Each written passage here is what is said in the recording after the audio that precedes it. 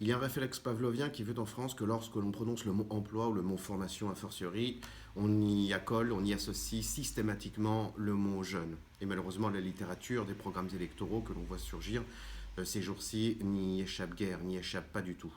Là où en réalité, il y a une disproportion complète, totale, entre les dispositifs, l'aide pour l'emploi des jeunes et l'aide pour l'emploi des seniors. Entendons-nous bien, il ne s'agit pas de dire ici qu'il ne s'agit pas d'aider les jeunes, et Dieu sait combien nous le faisons.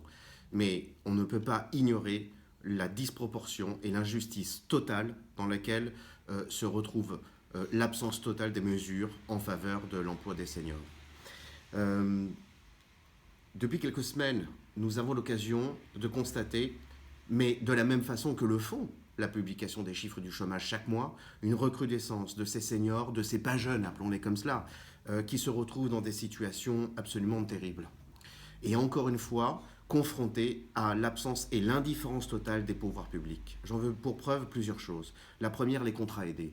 La majeure partie des contrats aidés sont à destination des jeunes. Et encore une fois, j'insiste bien, il ne s'agit pas de dire ici qu'il ne s'agit pas d'aider les jeunes, mais de constater que pour ceux qui ont dépassé ce seuil des 26 ans, des 30 ans, peu importe, quel que soit leur âge, appelons-les seniors en l'occurrence, strictement aucun dispositif n'existe.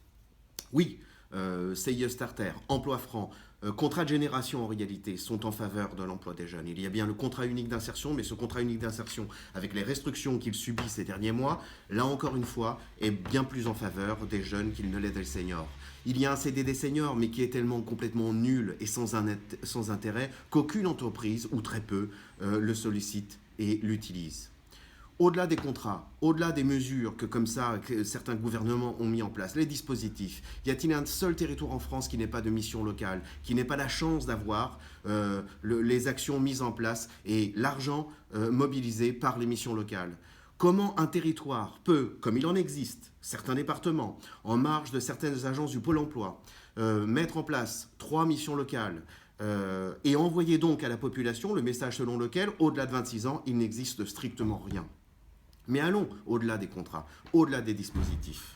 Simplement pour décrypter la réalité, mesurer combien cette absence, cette indifférence est confrontée à une situation qui risque de jour en jour, de mois en mois, de devenir de plus en plus explosive.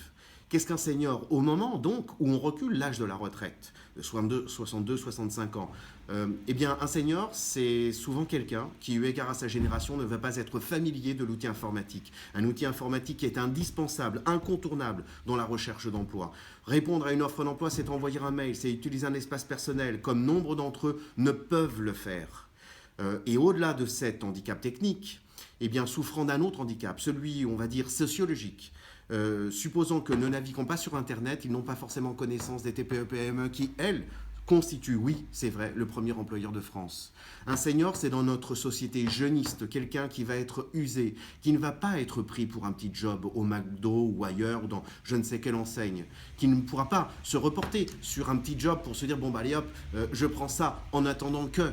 Non, il n'y aura pas d'attente. Un senior, c'est souvent quelqu'un qui, veuvage, divorcé aidant, eh bien, vit seul. Et donc multiplie, notamment dans une région comme l'Île-de-France, eh bien, les difficultés pour pouvoir s'en sortir, qui va avoir la difficulté, y compris d'accepter de pouvoir prendre en charge un petit salaire, parce que devant, payer un loyer qui est très important dans certaines régions, comme l'Île-de-France.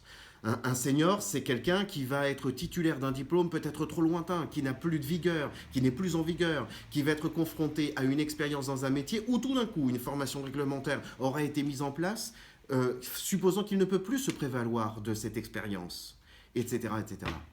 Une conclusion très claire et très nette.